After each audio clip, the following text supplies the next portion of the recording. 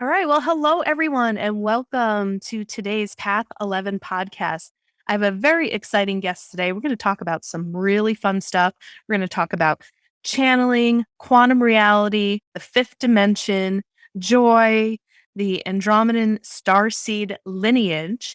And I'd like to welcome you to my very interesting guest, who is the author of The Era of the True Creator. If you're watching on Path 11 TV, you can see this beautiful cover of this book. And my guest today is Allison Holley. She is a conscious channel bringing forward the energies of divine love and unconditional joy for this beautiful time of awakening. She serves others through her guidance in learning to verbally channel, developing intuition, and knowing ecstatic states of being through various practices. Her life's mission is to activate others into their highest expression of self, radiant, ecstatic creators. She has a free ebook for you guys that she's giving away. It's called I Am a Channel. We will put that link in the show notes. And Allison, welcome. I'm so excited that you're here. Thank you. Thank you. Oh man, I'm so excited to be here just with the things that you introduced before we got started recording. I'm so excited to talk about it. Yeah, I'm trying to remember, how did we even connect? So I have an incredible assistant. Shout out to my amazing assistant, Megan. And she is actually, the one who sends messages to different people who could possibly be, really interesting people for me to be on their show. So Awesome. Okay, that's how it was. 'Cause some people I scout out and find on Instagram. Other people come through publicists. Other people are self-referred. But I've also been getting much pickier about who I bring onto the show because, just trying to kind of keep it more spiritual. I went for a little while like into psychology and was having some mixing a little bit of psychology because, that's my natural background in with spirituality. But I'm really trying to get back to some of this stuff like we're going to talk about today, like starseed lineages and the fifth dimension and healing and all that. And I was so excited when I opened up the package to get your book, The Era of the True Creator, because as I was telling you offline before we hit the record button, well, a couple things I didn't mention. When I was in college, I was such a doodler. All I would doodle like triangles like this, inverted, connected. And it wasn't until about 10 years ago when I had a really phenomenal healing session with a client and I saw this triangle grid over his entire body that I Googled it and found out and started learning about sacred geometry. Then I go back in my college notebooks and I'm like, oh my God, I was drawing sacred geometry and I just thought I'm doodling and I had no idea. So when I got this, just the cover itself like spoke to my heart. And I was like, oh, this is my people. I just love this. So I really just was like in love with it as soon as I saw the cover, but then really enjoyed it when I started reading it. So give us a little information about your background and how did you actually become to be this person who is channeling? Because, and I know you're going to talk about this, but pretty much this whole book is pretty channeled, channeled information. And so would love to hear a little bit more of your background and how you got to this point where you are today. Thank you for that. I have so many things that I want to touch on with what you said as well. So I will share with you after I introduce myself, the symbol and how that came to me. And it's a really beautiful story. So in 2012, I went through a really massive spiritual awakening. And what I mean by that is previous to this, I was kind of living my life. I had dabbled in, like I was taking a neo shamanism class. I was attracted to this idea of intuition and spirituality. But I was also just kind of trying to live a human life. Like there were points of time in my life where I really pushed all of that spiritual stuff away because I wanted to kind of just have a regular life. And then I went through a breakup in a relationship that I was in. And when I went through that, the emotional intensity of that experience catapulted me into a spiritual awakening. So it was also this perfect timing, right? Because we're all sort of like, when I think of spiritual awakening, I often talk about we're sort of like popcorn kernels. And when we heat up to a certain point, we just pop. And right now, across the globe, people are just popping open, So this spiritual awakening is really happening across the globe. And it was my time. And so, um, when I went into this spiritual awakening, things started happening. For some people, the spiritual awakening is not so intense, but for me, it was undeniable. I started channeling spontaneously. I started having visions. Time was starting to morph. So I would be, just sitting still, and all of a sudden everything would be moving in slow motion and I'd see everybody's energy body. I had different moments of time where it seemed like all I had to do was, I remember this one time I was sitting in a restaurant with a group of friends, and suddenly I shifted out of the physical reality. And I felt like if I just blowed, like I just did that, everything would dissipate and show how not real it was. Like I felt like I could just blow the walls down. It was very intense. And you can imagine walking around as like a regular human, also experiencing those things. It was a lot to navigate. So I looked really nuts for a little while in my life. I probably still look nuts, but I'm more comfortable with it now.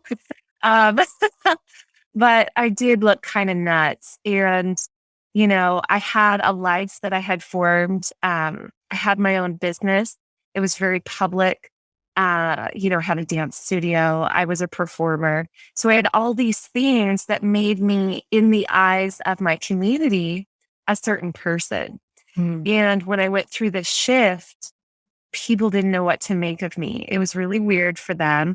And I essentially just kind of got lifted and extracted out of my life. And for, I would say, about 2 to 3 years, I got married during that time to my twin flame.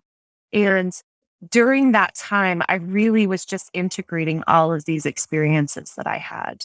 I didn't work in terms of like, I couldn't really figure out how to live life, so I didn't have a job. He was retired military. So we just traveled all over the world for a couple years, which was amazing. Right. But neither of us had any income because we were both going through this big awakening. He had started his a year before me. And yeah, we were just trying to navigate life. Now, the beautiful thing about being able to travel is we met people all over the world who were also going through this spiritual awakening. And what that did was it brought a lot of confirmation both to us and to the people that we were meeting, because we were like, well, we're already weird. Let's just talk about it.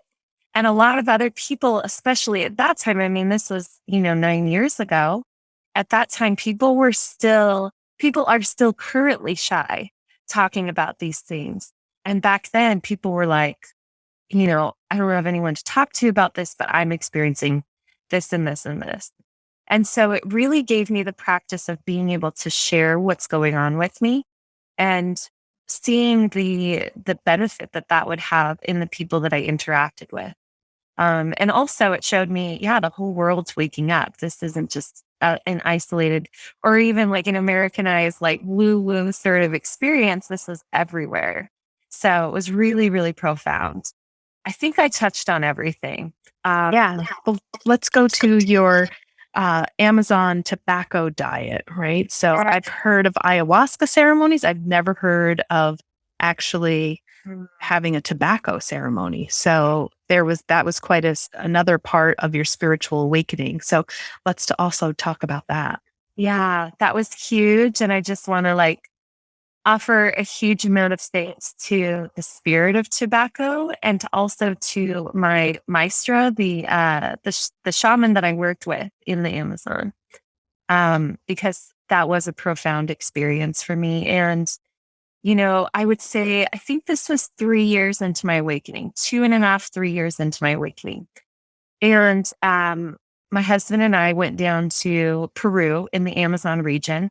And we went to a place where he had already done ayahuasca before we connected.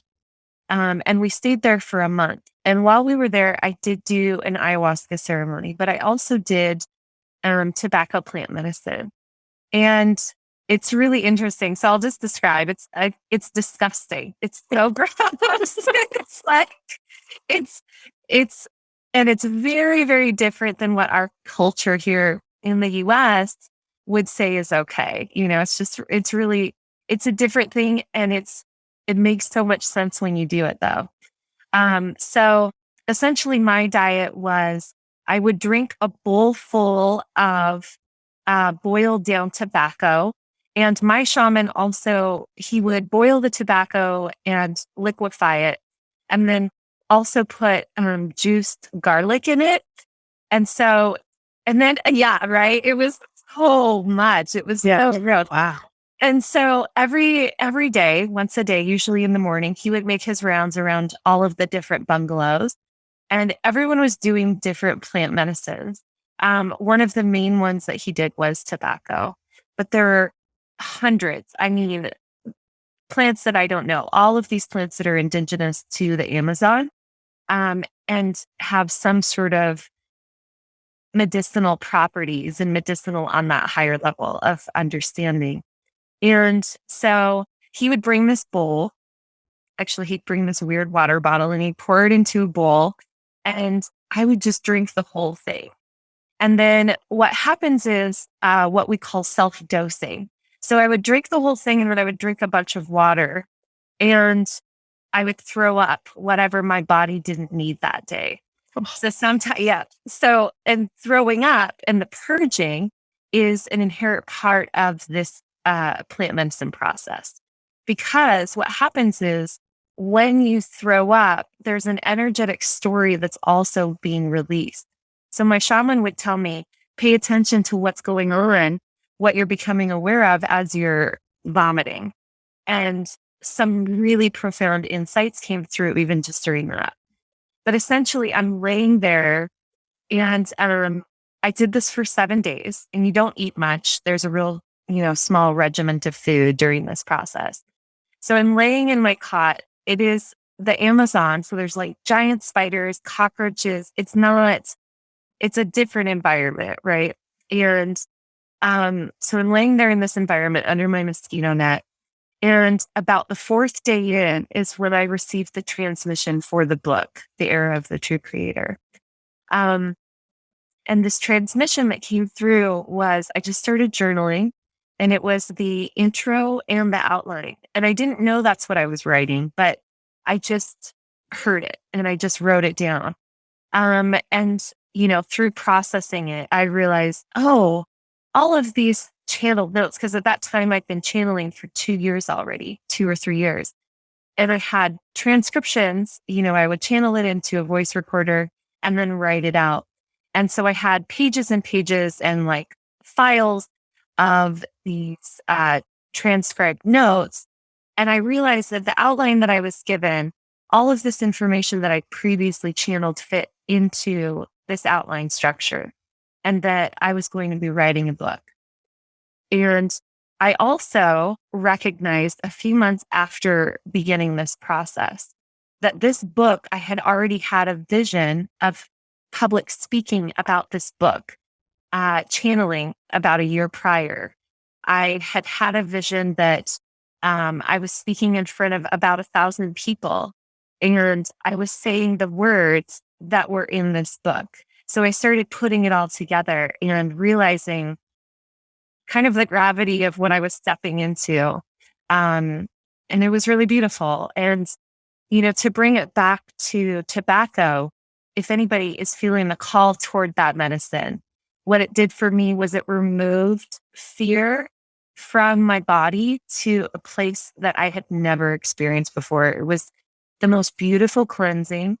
I remember at one point I saw like these little black waves that looked like hair coming out of my arm.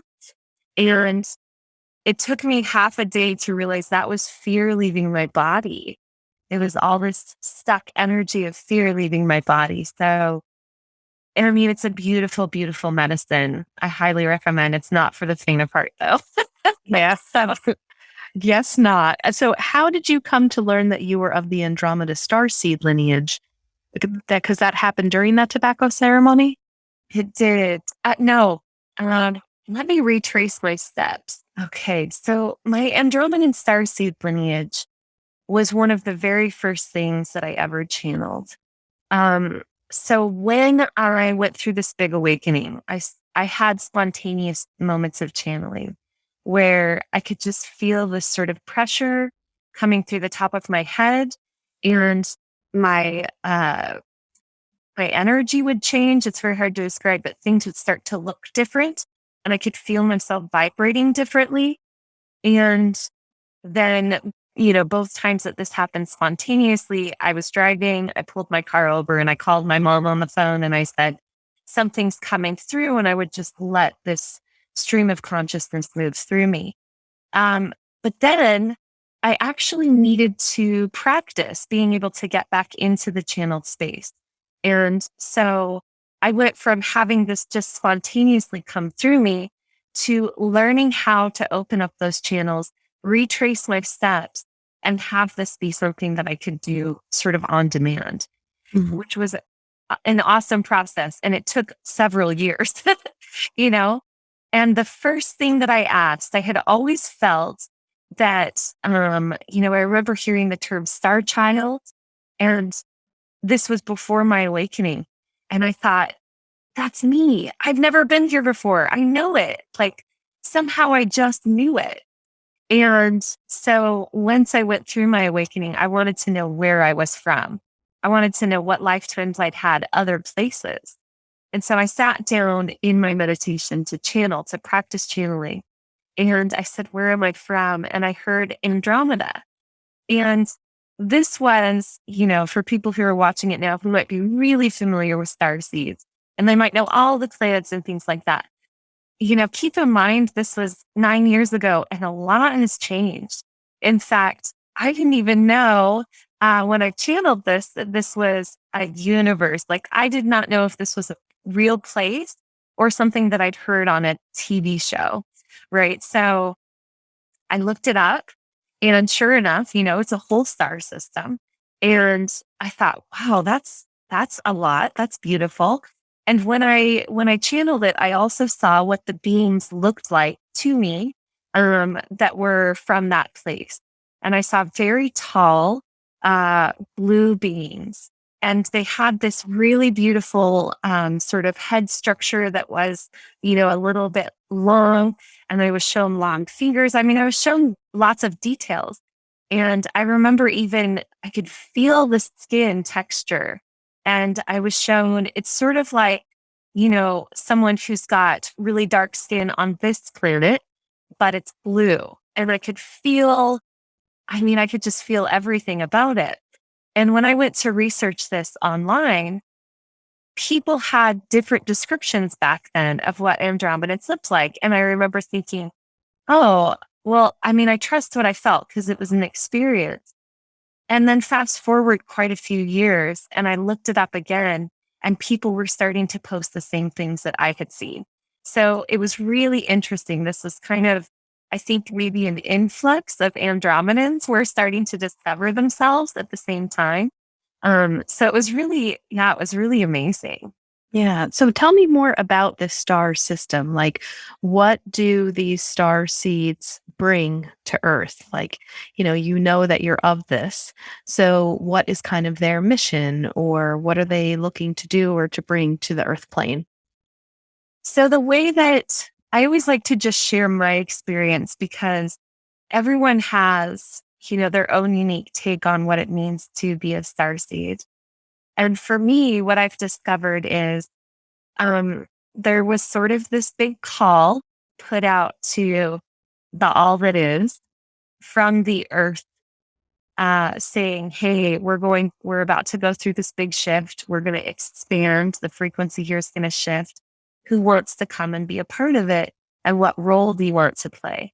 Some people are actually just here to observe and to enjoy this sort of big, um, yeah, it's like a fireworks show. There's a lot happening right now. It doesn't feel, maybe from the human perspective, it doesn't always feel like the easiest thing to go through, but it's a party, And so a lot of people or a lot of beings or consciousnesses um, took up that call, and I was one of them. I was also told, and this makes me a little emotional when I talk about it, but I was also told in a really profound channeling that I had that um, part of my personal journey was that I came here not in human form. I came to Earth at the beginning of the Mayan calendar to help create the Mayan calendar to transmit that knowledge to the people of Earth.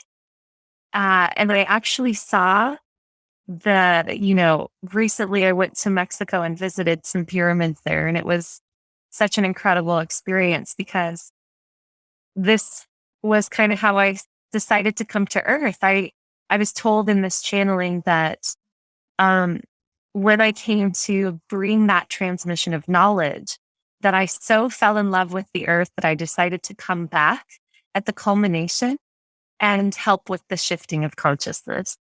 Oh. Yeah. Amazing. Very cool. Now tell me, because you said you were going to circle back around to these drawings that you have that are in the book, and those two are also kind of transmissions. Each chapter has a different photo, which I think, swear to God, I could probably find this one in my college notebook. Yes. I would draw these triangles all the time. So I was like, I feel so connected. So what's the meaning of the cover and the two triangles on the front of the book? I love this. I love this because I have another layer of the story that just happened a couple months ago. So it's really amazing. But just before I was getting married, I was actually living in this tiny little town, less than 1,000 people, up in the mountains in Idaho. So there was trees everywhere. So I remember the transmissions were so clear, like something about sleeping among trees. The transmissions are just really profound. So I had a dream that, of course, wasn't a dream. And in my dream, my Andromedan, all of this makes me so emotional because it just touches my heart. So my Andromedan family came to me in this dream, and they drew that symbol on my forehead. And it was glowing blue, like the cover. And it was this, glowing electric blue. And I asked them what it was for, and they said, this is an initiation. And so when I got married, I actually made a crown that had that symbol on it because it felt so special to me. Fast forward to just a couple of months ago, I met someone on Facebook and we started chatting, and he said, oh, how did we come to know this? We were just talking about, we were both star seeds. He said that he was Andromedan. He said, I see the symbol of your book. I also received that symbol. And I said, well, that's interesting. And he said, yeah, my guides drew it on my forehead. Oh my while sleeping. And it was glowing electric blue. And I was like, whoa, I was totally floored. Like, so he's a beautiful person. So I started telling, everybody, like, if you need some of his services, because Starseed family, like, it's so profound, these experiences. And even when they feel so profound in the moment, sometimes it's easy to question it. We get kind of caught up in this density level of reality, and it can be really easy to say, what was that? And to have someone else have their own unique experience, it really brought it home. Yeah. So this is a great segue for us to go into the different dimensions. Love it. Okay. So as I was telling you before we hit record, I had just finished a 14-week, the course was called Soul Awakening. It was with a guest that I've had on the show before, Joseph Gabi, and it was all working within the fifth dimension. And the message was basically, we were working through the David Hawkins map of consciousness. Okay. And clearing out the emotions so that we could live in our freedom and our joy. Right. And it was all about like clearing some of the old past, and it was through guided meditation, but really going through this map of consciousness. And it was all like he was saying that we have moved into the fifth dimension. And within the fifth dimension, the feminine energy is very strong. So he's like, so for you females who were maybe more in your masculine energy, that's not going to work anymore because we're kind of shifting out of that and shifting into, this feminine. And he was kind of talking about a lot of the old programming is just going to begin to fall away the way that you used to do it, because this is all about freedom and joy and living in the fifth dimension. So, I mean, I'm taking this course and I'm following him because he's a joyful person and everything's going right in his life. And, it's like you look and you see these people, like yourself, they're like, okay, they're experiencing this joy. They're just, and his whole thing was like, he doesn't compromise his joy. He does things that bring him joy every single day. And I remember saying, oh, wow, every day? Yeah, I have a joy practice every day. And when I thought about the things that I do that bring me joy, it's like live music and this and that, but it might be like once a week or a couple times a month. So I really began to shift in these 14 weeks of really trying to practice this practice of joy on a daily basis. And then I get your book and I'm like, well, this is like the same stuff that Joseph Gabi's talking about that I just did in this, 14-week class. So clearly I'm ready for this sort of, transmission. I'm hearing it more. I feel like everyone that I'm talking to on the podcast is talking about fifth dimension, but I also had a difficult time, even though as being an energy healer, I am popping out of the third dimension all the time. I mean, I'm parallel processing, I'm in different dimensions, I'm accessing high vibration of energy and kind of being that conduit. I guess not really even knowing that maybe I was in a fifth dimension or wherever I was. But your book was like really clear and concise when you started to go through, okay, this is third dimension. This is what we experience here. Here's the fourth dimension. Here's the fifth dimension. And then everything just kind of like was like, oh, okay, now I get it. Like, so it was just explained really easy in a way that I could interpret it. And now I kind of understand like how this channeled work in your book is also really encouraging us to find this joy and find this love. And we have to talk about this too, because you were talking about living perpetually in the present moment. And I was like, oh, that's so intense. So we'll get to that. But first, let's get to you explaining what is the third dimension, what is the fourth dimension, what is the fifth dimension for our listeners. And I need to hear it again too. Yes. Well, first I want to say, I love that.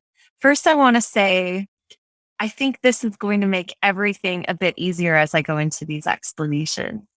We exist in all dimensions simultaneously.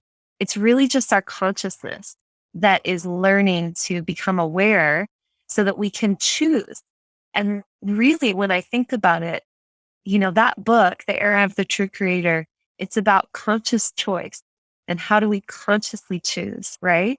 Because, okay, so I'll go into the dimensional descriptions. Well, one thing that I want to say is we can be in an incredible level of ecstasy and joy, even if something that we perceive as negative is happening in our life. So I have had moments of incredible ecstasy in the middle of being bedridden sick, right? And so maybe that can be helpful before I dive into these descriptions to let everyone know it's possible to succeed in stepping into that fifth dimensional consciousness before our lives look like skipping through daisies. It's really possible no matter what's going on. And then it gets to be more like skipping through daisies, but there's still life going on. So we're always multidimensional. So the third dimension is physical reality. And also, as I go through these descriptions, know that this is something that you can, look up as a different, as science at this point when they describe the different dimensional realities. Science has really only gotten us to, I want to say like 12 dimensions, and it's not even really scientifically something that anybody believes in. It's sort of this concept, but they do match, these descriptions, the spiritual descriptions match the scientific descriptions.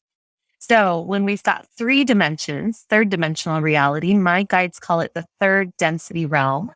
So we can think of it in terms of the density of matter.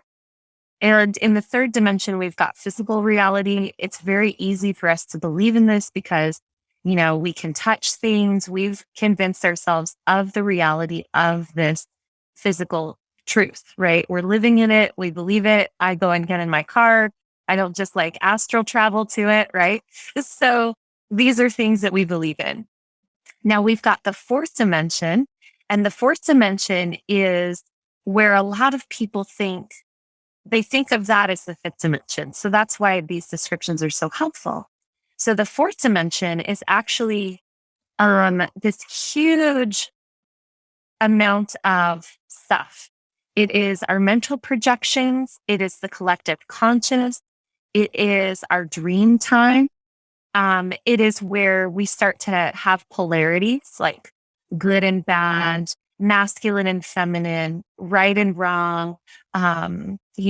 Different polarities start to exist there. That's also where we get time. So time starts to exist there, although it's a lot more flexible in the fourth dimension because, as you know, if you have a dream that could take 5 minutes in this physical reality, seems like it's 8 years in your dream.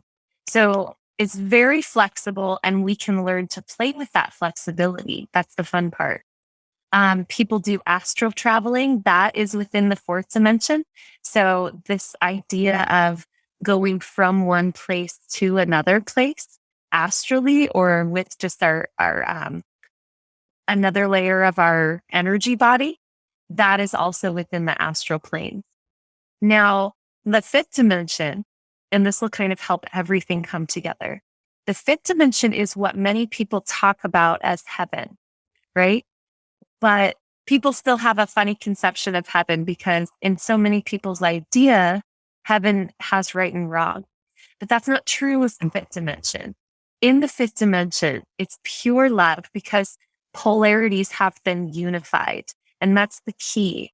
And this is some of the work that I do also when people have trauma or they have, when there's an internal conflict of any sort, what's happening is there are polarities that are unable to coexist.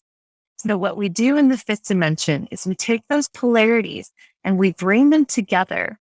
And it's not that I lose one or the other. It's that then they're together and they're not working against each other. And also the consciousness of oneness starts to make a lot of sense when we can really get into that fifth dimensional place, because we don't necessarily see, feminine or masculine as being one is more important than the other. We start to see them then as this unified cycle. It's in fact, it just seems like one energy. And so it's a bit hard for me to put words to it, but the experience of it is there's no internal conflict. It's ecstatic love. These ecstatic states of being exist within that fifth dimensional perspective. So we want to start to understand and get into and consciously exist in the fifth dimensional perspective so that we can make our lives easier. Because when we take that, I also call the fifth dimension the quantum realms, because there is no time and space other than these are things that we've created to play with. And so if I created it, I can use it according to what's going to benefit me the most in different situations. So quantum leaping is absolutely, the case of the fifth dimension. There is no size in the fifth dimension. So we start to see that, this is how channeling can work. If we think about it in physical terms, the Andromedan galaxy is so far away. I think I called it a universe earlier. I apologize. The Andromeda galaxy is so far away that I wouldn't be able to travel to it as a human, but I can instantly tap into the consciousness of my family there. And that's because there's no time and space and size within that fifth dimensional perspective either, or at least it's something we can play with. Mm-hmm. Yeah. And my other teacher talked about, and I think you mentioned it too, like things are instantaneous in the fifth dimension. He's like, once you're in there, whatever it is that you want or need, you can have. And Immediately. No time delay. Yeah. And I'm watching him do it. And I'm like, yeah, okay. And I maybe you can help, like, how how does one go about, like, really getting it? Like, intellectually, I understand it. I have moments of it.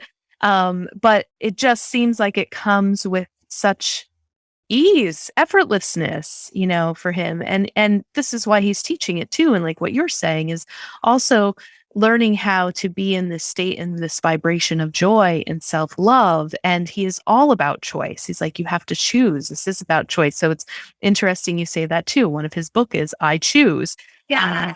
And when you mentioned too that you can have like this ecstasy even in these difficult times that maybe you're going through, his message in our class was, well, you chose that experience. So this was actually happening, and it makes you like really take full responsibility for all things happening in your life, and not to be afraid of them, not to be scared of what's happening in your life. But when you shift into that perception of, wow, I actually chose to have this experience, before I kind of came in, then you can be more curious about, okay, well, what am I supposed to learn in this really tough time then? Because I chose it for myself. It shifts the perception a little bit. But how does one get to experiencing some of these brief moments to actually either being in that full spiritual awakening, or like as you say, that you're kind of holding this perpetual present moment? There's no like need or hanging on to the future, or grabbing for things or planning necessarily for things, but you're really just in this ecstatic state of joy, enjoying the present moment. And in your book, you said when you're in that perpetual present moment, that's where you really have the strength to manifest and create the future. So it's like, wonderful. Get me there, Allison. Like, I want to be there. I want to be there all the time.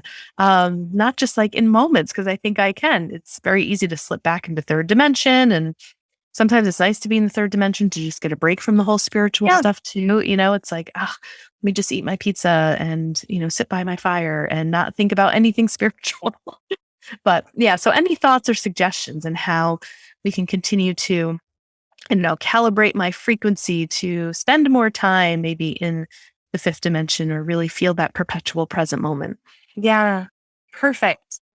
Well, I like to show and experience more than explain it. So let's just do a moment of experiencing the present moment.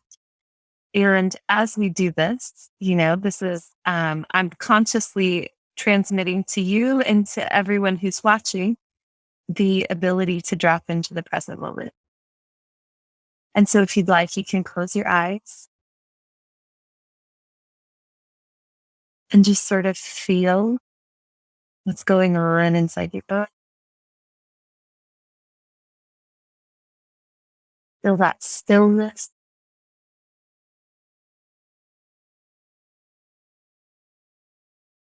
Just observe. Just listen.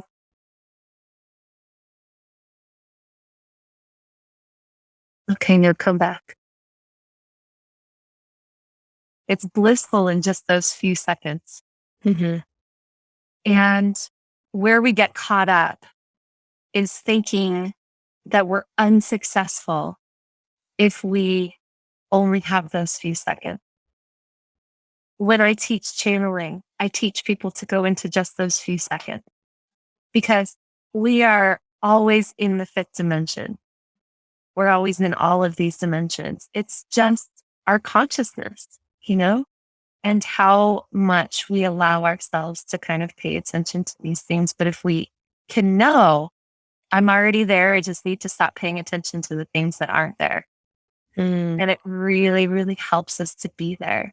And we can take moments throughout the day where we drop into that present moment awareness. I have plenty of times where I'm not in that, And there's also this idea of, you said sometimes I don't want to be in the spiritual. And that is also something that I want to touch on, because in the fifth dimension, there is no spiritual and no spiritual. It's all, it all is. It all is. And so we can eat pizza and we can yell at somebody from our car. We're still in the fifth dimension. I keep looking at my car. That's why I keep referencing it. We can do these different things. We can actually, I'm going to go really extreme here. This might be uncomfortable for people to hear. It's okay. Murderers, there's no right and wrong. Horrible atrocities. There isn't any right and wrong. These are all experiences. They're not necessarily preferred experiences, but like your other teacher told you, this is something that we all have chosen. I had a friend, and I don't want to share other people's experiences, but this was so beautiful when she shared this with me. And I thought that really encapsulates what's going on here. She was actually nearly murdered. She had a very difficult experience. I mean, that's such a small way of putting it. And she was actually being choked, and she started to lose consciousness and leave her body. When this happened, she left her body, and this other person's higher self met with her. And they actually had, from a fifth dimensional perspective, a discussion. What's going on here? What do we want to have happen? We believe, and then what happened is she came back in her body, he left, and she lived, right? We have this perception that we are not of choice within this. If I chose this, why is, I wouldn't have chosen something this horrific. I wouldn't have chosen this something, even just this unpleasant, and then we get frustrated. I'm not choosing this. I'm not choosing this. Maybe we can back up from that a little bit and just be in the present moment and just start to practice feeling that. And then all of this makes sense. We don't need it to make so much sense from our mind, because we kind of can't get there. When we're in our mind, we can't really experience it. We can't know it. And that's why when we drop into that present moment, and then we can get into that true heart space where we're experiencing the portal through our heart space, connected to who we are on that higher dimension. That's what the heart is, outside of the realms of time. It's a really good place to access that experience. But, that would be a whole different episode, because there's a lot, and I don't want anyone to get too caught up in that. But if we can just be in the present moment and practice accessing that, it can start to feel a little more approachable. And then, like I said, we're always expanding this human experience. There's a reason that we don't remember the vastness of who we are in all moments. We want this human experience, right? We want to know what it feels like to be separate from each other and to have these really intense emotions. I was told that laughter is pretty unique to the human experience. So something as joyful as laughter is not something that we experience in every other incarnation that we've been in, outside of the human dimensions. So these are beautiful experiences. It's not just the difficult, it's also the ecstasy, being in a human body. I've taught about sexuality for a number of years as well, because entering these ecstatic states and having a body is so amazing. Like, this is a cool experience. And oftentimes we think that if it's unpleasant, that there's something wrong. But really, it's an unpleasant experience. And that's all it is. And we can learn from it, and we can start to choose differently, So there's just maybe to encapsulate all of that, it's just drop into that present moment, and you'll know what it feels like. And then you can access it again and again. Yeah, I love that. Beautifully said. And I think it's a great reminder, like you said, we're in all dimensions. It's just a matter, I think, of just getting quiet and then choosing where you want your consciousness to go. Like, you can shift into any dimension really that you want to, but you have to find that kind of stillness first and then choose. Yes. It does take some focus. We've been trained for a really long time to not be in that. Yeah, absolutely. Well, thank you. This was such an amazing, conversation. I want to touch on, I know you have another book that's coming out that you're working on, Ecstatic Playground. So I wanted to give you an opportunity to talk a little bit about that before we sign off here. Absolutely. So Ecstatic Playground is all about, now we're consciously choosing, and we recognize that this is all a conscious choice. And I see this as a playground. I see this earth as a playground, this human experience as a playground, and living in this ecstasy. And I've experienced ecstasy. It can kind of be overwhelming. I used to have these rolling waves of ecstasy that would just hit me um, spontaneously as I was coming into this energy frequency. And now I'm gonna ask for that again because those are really nice. But it's really the book is about play. It's about learning how to play as humans. And it sounds simple, but playing on many different levels. We're playing with our consciousness. We're playing with time. We're playing with manifestation. We're playing with the physical reality of things and how to take that higher consciousness and weave it into this physical dimension so that we are moving things according to our will and really just being playful with the process. Yeah, I love that. And I love that you call it a playground and not a school because I feel like all my other teachers and people call it we're in a school, Yeah. we're in like pre-K here, but I love thinking of it as a playground because that just makes it feel lighter, like Yes, let's play. We can kind of learn, but let's play. totally. Totally. Absolutely. It's the way we're learning. Yeah. So just share with my listeners too where they can find you. I know you have a fun TikTok page. What's your website? Where can they find you on social media and purchase your books? Awesome. Thank you. So you can purchase my books either on my website, which is AllisonHolley.com, or you can purchase it on Amazon. Either one is totally good for me.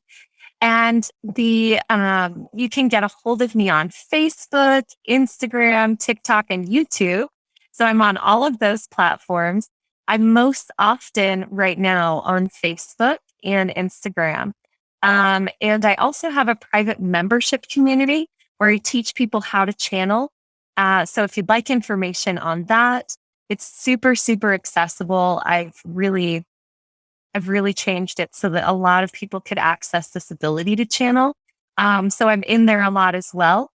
And let's see. Yeah, just feel free to reach out anytime. And I'd love to talk to all of you. So Yeah, and let her know that you heard this interview on Path 11. I always get so proud when my guests send me an email. They're like, "Oh, we have some of your listeners. They signed up for my course, or they did this." Like our audience is so interactive with our guests. And I also have to give props to you because this is self-published through CreateSpace. it is good for you. Yeah, that's awesome.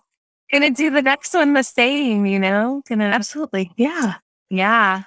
Well, you were a lovely guest. Love your energy. Just, love the message, everything that you bring. And I'm so glad that your energy and your book and your publicist thought that this would be a great place for you to get the word out, which it is. So I really enjoyed this. It was a lot of fun. Thank you so much. Would love to have you back when the Ecstatic Playground comes out. That would be a lot of fun. Thank you. Thanks, April. This was great. Yeah. And thank you everyone for listening. I hope you enjoyed. Please check out her website. We will have all that stuff in the show notes. And I will talk to you guys next time. Bye, everyone.